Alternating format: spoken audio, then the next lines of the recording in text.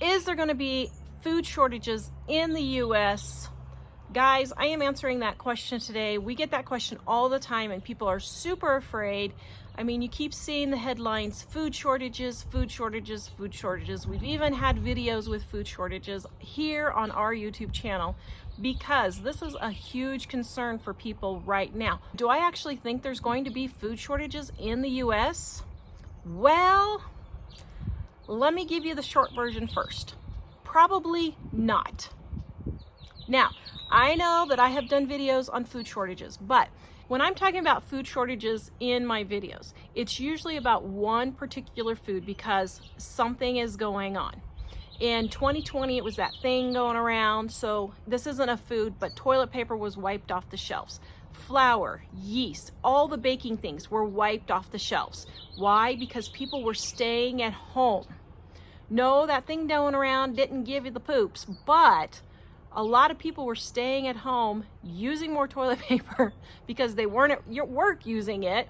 So that's why it was gone. Then they needed something to do with their time, so they decided to start baking and cooking. Scrambled eggs was our #1 visited recipe on our website while that thing going around was happening. People were learning how to cook. Now, what does that have to do with food shortages now? It's the same thing. Right now, we've got the bird flu going around. Chicken is expensive. Eggs are going up. So there's a shortage of chicken and eggs. Ukraine supplies 12% of the world's flour, from what I've read. Well, that's going to cause a shortage in some places. Although here's what's kind of interesting, and nobody's talking about this. In 2018, they said that we made enough food to feed 10 billion people. And there's almost 8 billion people on the planet. So if we can feed 10 billion people, but Ukraine is 12% of our wheat, and I know they have other things, sunflower, that type of thing. But just think about this. We're still way ahead. That doesn't even make sense for people to be panicking when 12% of the supply isn't able to be planted. But I didn't do the math, but we made 30, 40%, I don't know, more food than the world even needs. So what's exactly the problem? Well, the problem is governments. Where food shortages are going to hit the worst are countries with low incomes, countries with war, places like Afghanistan, where they have a corrupt government that's not letting food in, places like Yemen, where they're having war. Those are the places that are really going to be hit with food shortages. Probably places like the US, Canada, the European nations, all the rich countries are probably not going to have a food shortage problem. Now, food may go up in price, but honestly, so far it has gone up about 5 to 10% depending on the item. But really, that's not really hard on most people's pocketbooks. Do I think it's going to get worse? Yeah, it probably will, because when gas is $4 a gallon, your transportation costs are going to be higher. So I expect in 6 months or a year, we'll probably go up another 10 or 15%. But are we going to have actual shortages all around and not be able to buy any food? Probably not. I know all the fear mongers out there are going to be really mad at me, but I really don't think we're going to have massive food shortages. Now, do I think you should stockpile and prepare? Yes, I do. And here's why.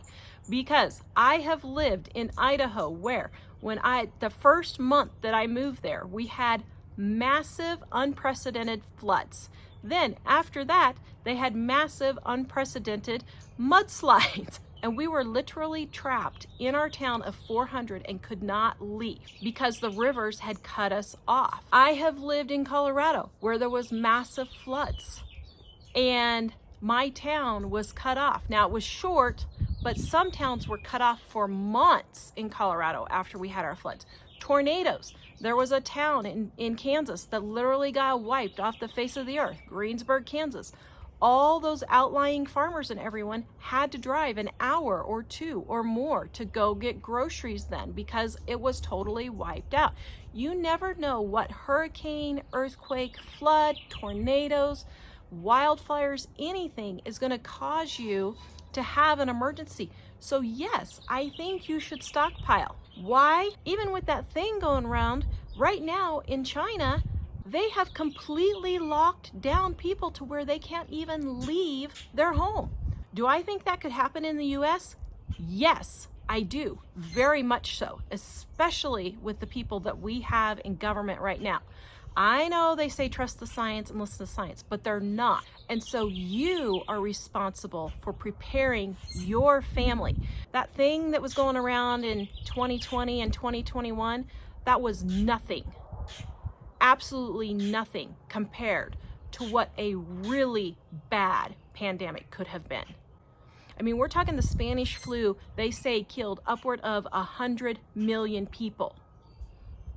That thing going around that we just had is absolutely nothing. You have to be prepared to take care of yourself and take care of your family as much as you can. That's why we created our Practical Stockpile Cookbook, to give you ideas on what to stockpile, how to use it efficiently, so that all those foods that you're stockpiling, you're actually using them on a regular basis, and you will be able to use them in an emergency, but you don't have to have the fear that the grocery stores are going to be wiped out for one reason or another. If you don't know how to cook, but you want to learn how to cook, be sure to check out our Dining on a Dime cookbook. Guys, scrambled eggs, how to make homemade bread, how to make homemade taco seasoning, all those recipes are in there, so that if the shelves are wiped out for some reason or another, you have the recipes on hand in print form, because you guys never know when the power is going to go out either. And you can make all those things at home with ingredients that you already have in your stockpile pantry. If you want more information, go check out our video, 15 Foods You Should Hoard Now. We will see you guys next time. Visit us at livingonadime.com.